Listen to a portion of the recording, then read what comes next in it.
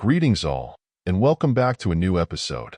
I know many of you use these videos to help you sleep, so before we begin, I thought it would be fun for everyone to say hello and leave a comment letting me know where in the world you're tuning in from. Your engagement really makes this channel special. And hey, if you enjoy getting your nightly dose of thrills and chills with us, why not hit that subscribe button below? It's the best way to never miss out on the latest terrifying tales.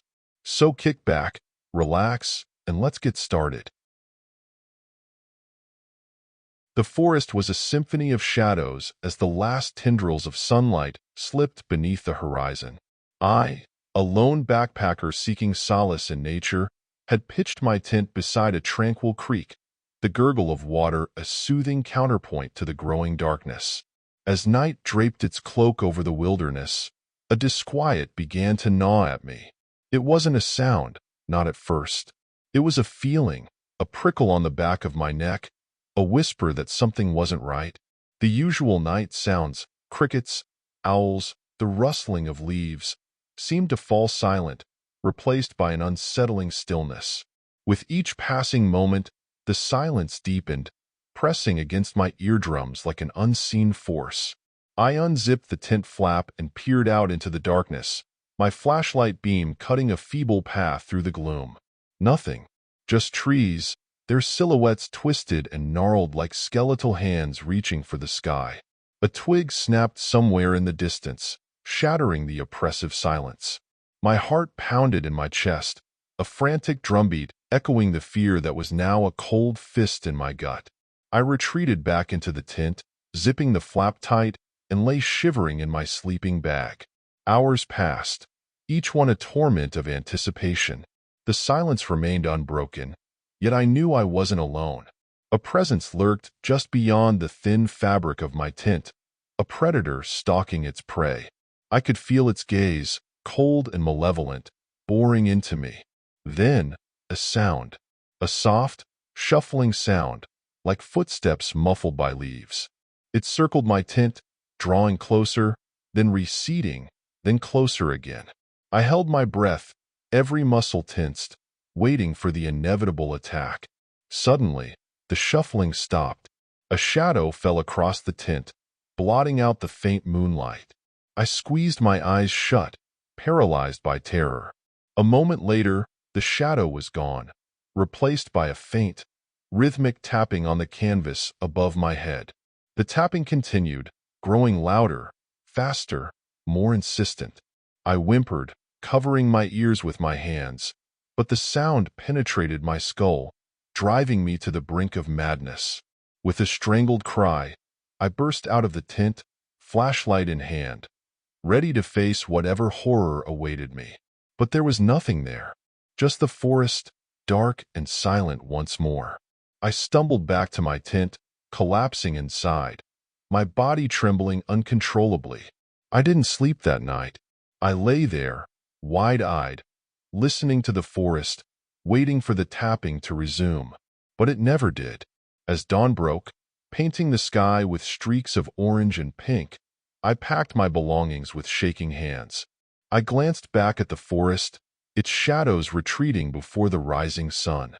But the feeling of dread remained, a lingering reminder of the terror that had gripped me in the night. I left the forest that day, a changed person. The experience had scarred me, leaving an indelible mark on my soul. I never returned to that place, but I never forgot it either. The memory of that night haunts me still, a chilling reminder that there are things in this world that defy explanation, things that lurk in the darkness, waiting to prey on our fears.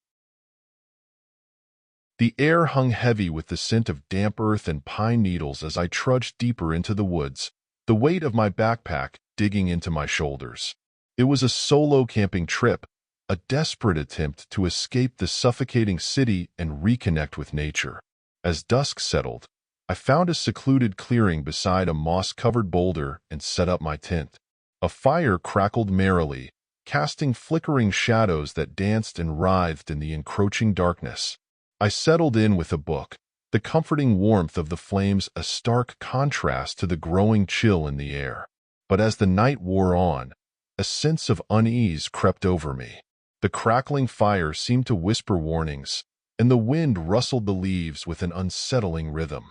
I glanced up from my book, my eyes drawn to the edge of the clearing. A figure stood there, shrouded in shadow, its silhouette barely discernible against the dark backdrop of trees. My heart hammered in my chest as I squinted, trying to make out the details. But the figure remained still, a silent observer. A shiver ran down my spine, and I quickly doused the fire, plunging the clearing into darkness. I retreated into my tent, zipping the entrance tight and huddling in my sleeping bag. Sleep eluded me. Every rustle of leaves, every snap of a twig sent a jolt of fear through me. Hours dragged by, and I drifted in and out of a fitful slumber, haunted by nightmares of the shadowy figure. As the first hint of dawn peeked through the trees, I finally succumbed to exhaustion. I awoke with a start, my body bathed in cold sweat. The sun was barely above the horizon, casting long, eerie shadows across the clearing. I unzipped the tent, my heart pounding. The clearing was empty. Relief washed over me, but it was short-lived. My eyes fell upon the moss-covered boulder, and a gasp escaped my lips. Etched into the damp moss was a chilling message: "You are not alone." Panic surged through me. I frantically packed my gear, my hands shaking so badly I could barely manage the zippers. I stumbled out of the clearing, my eyes darting from side to side, searching for any sign of the shadowy figure. The forest seemed to close in around me, its once tranquil beauty now a source of terror. Branches snagged at my clothes, and roots tripped me, slowing my escape. I could feel the figure's presence, its unseen gaze burning into my back. Bursting into a clearing, I stumbled and fell, my backpack tumbling away. A cold hand clamped down on my ankle, and I screamed, kicking out wildly. The grip tightened, and I was dragged backwards, my nails scrabbling at the forest floor. I caught a glimpse of the figure as it pulled me into the underbrush. Its face was pale and gaunt, with hollow eyes that burned with an unnatural light. Its lips pulled back in a grotesque grin, revealing rows of sharp, pointed teeth. I thrashed and struggled, but it was no use. The figure's grip was unyielding, and its strength was inhuman. It dragged me deeper into the woods, my screams echoing through the trees.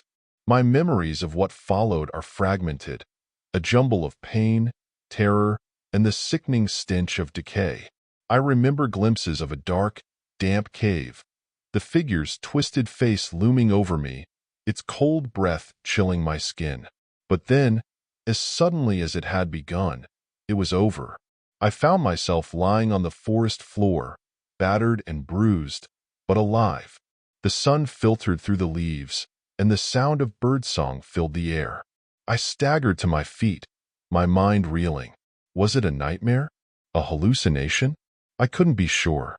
But the chilling message etched into the moss, the bruises on my body, and the lingering scent of decay told me otherwise. I left the forest that day, a broken man. The experience had shattered my sanity, leaving me a hollow shell of my former self. I never returned, but the memory of that night haunts me still, a chilling reminder that there are things lurking in the shadows, waiting to claim us for their own. The old camper van creaked and groaned as it bounced along the dirt road, its headlights cutting through the thick fog that clung to the ancient redwood forest. Inside, I huddled in my sleeping bag, the chill seeping through the thin metal walls. I was on a cross-country road trip, seeking solace in the solitude of nature after a particularly nasty breakup. As darkness fell, I pulled into a secluded campground, nestled deep within the towering trees. The only other occupant was an old, rusted RV, its windows dark and unwelcoming. I quickly set up camp, a simple tent and a small fire pit. The crackling flames provided a comforting warmth against the damp night air. As I sat by the fire, roasting marshmallows and sipping hot cocoa, a sense of unease crept over me. The silence was deafening, broken only by the occasional hoot of an owl or the rustling of leaves. I glanced over at the RV, its silhouette a looming presence in the darkness. A sudden gust of wind howled through the trees, extinguishing my fire and plunging me into darkness. I scrambled to my feet, my heart pounding in my chest. I could have sworn I heard a faint whisper, carried on the wind, but I couldn't make out the words. I retreated to my tent, zipping myself inside and fumbling for my flashlight. The beam danced across the canvas, revealing nothing but shadows. Yet, I couldn't shake the feeling that I was being watched.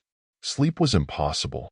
Every creak of the van, every snap of a twig sent shivers down my spine. I lay awake, my eyes wide open, staring into the darkness. As dawn approached, I finally drifted off, exhausted and on edge. I awoke with a jolt, my body slick with cold sweat. The sun was just beginning to filter through the trees, casting long, ominous shadows across the campsite. I unzipped my tent and gasped. The RV was gone. In its place was a gaping hole in the ground, a dark abyss that seemed to swallow the very light around it. A sense of dread washed over me. I gathered my belongings, my hands trembling, and stumbled towards my van. As I turned the key, a cold hand reached out from the shadows and clamped onto my arm. I screamed, jerking away, but the hand tightened its grip. I was pulled towards the hole, my feet scrabbling for purchase on the damp earth. I caught a glimpse of the figure as it emerged from the darkness. Its skin was pale and translucent, its eyes black pits that reflected my terror. I struggled with all my might, but the creature was impossibly strong. It dragged me closer to the edge, its cold breath washing over my face. I could feel the abyss beckoning, promising oblivion. With a final, desperate surge, I broke free of its grasp. I stumbled backwards, my heart pounding in my throat. The creature lunged, its skeletal fingers reaching for me. I turned and ran, my lungs burning, my legs pumping as fast as they could. I didn't stop running until I reached the highway, the sun rising behind me. I glanced back at the forest, its dark depths concealing the horrors I had witnessed. I left that place forever changed, haunted by the memory of the ghostly RV and the creature that emerged from the abyss. I know that I will never truly escape the terror I experienced that night, a chilling reminder that some things are best left undisturbed, hidden in the shadows where they belong. The van chugged along the desolate highway, its engine sputtering in protest against the relentless desert heat. I peered out the window, my eyes scanning the endless expanse of sand and scrub brush. I was on a solo mission to document the vanishing petroglyphs of the American Southwest, a journey that had led me far off the beaten path. As the sun dipped below the horizon, painting the sky with fiery hues of orange and red, I realized I wouldn't make it to the next town before nightfall. I pulled off the highway onto a dirt track, hoping to find a secluded spot to camp for the night.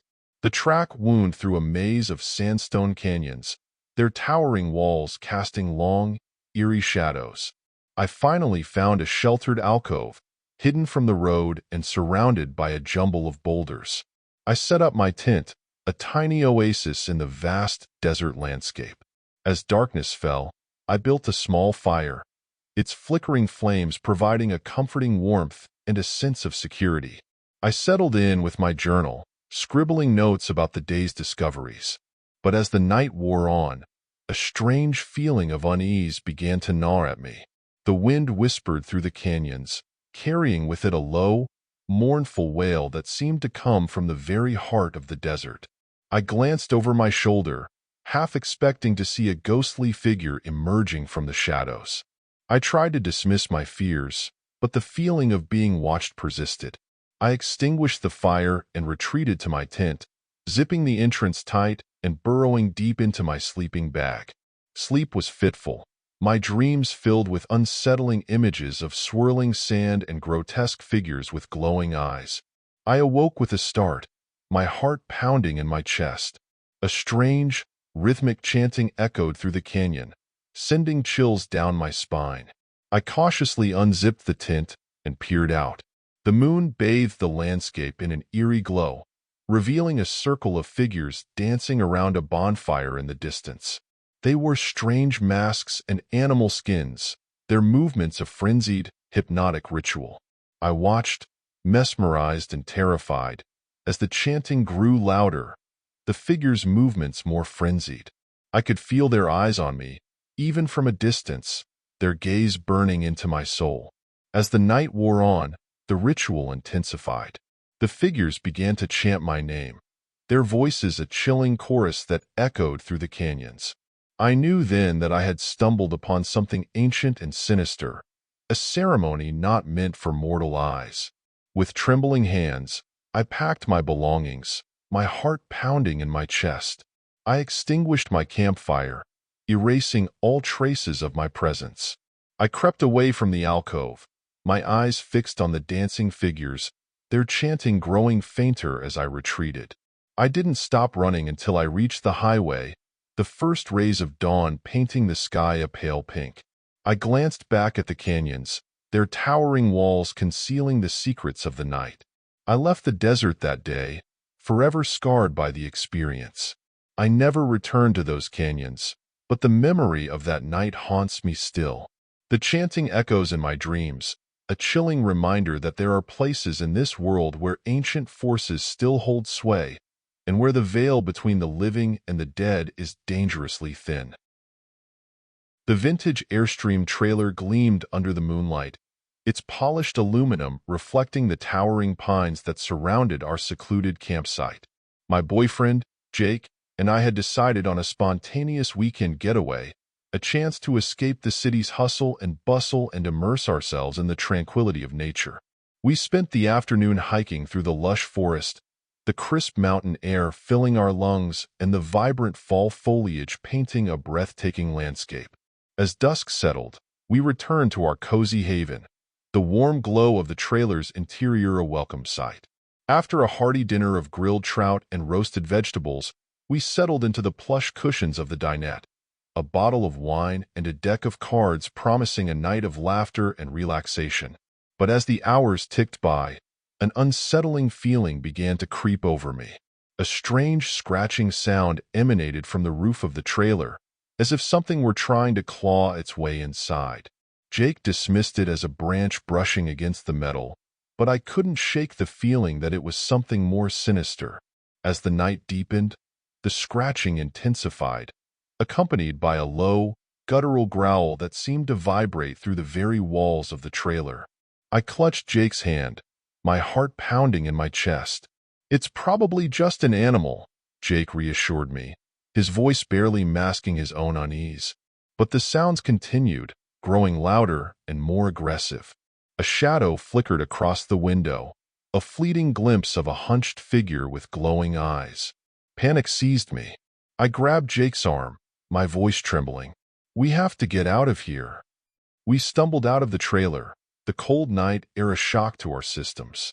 The scratching and growling stopped abruptly, replaced by an eerie silence. We raced towards Jake's truck, our breath coming in ragged gasps. I glanced back over my shoulder, just in time to see a shadowy figure emerge from the trees. It moved with unnatural speed, its eyes fixed on us with predatory intent. We reached the truck and Jake fumbled with the keys, his hands shaking. The engine roared to life, and we sped away, leaving the Airstream behind, a gleaming beacon in the moonlit forest. As we drove, I couldn't help but look back at the retreating landscape, the darkness concealing the horrors we had witnessed. The image of the shadowy figure haunted me, a chilling reminder of the unseen forces that lurk in the wilderness, waiting to prey on unsuspecting travelers. We never returned to that campsite, and we never spoke of that night again. But the memory lingers, a constant reminder that even in the most idyllic settings, darkness can take hold, and the line between safety and terror can blur in the blink of an eye.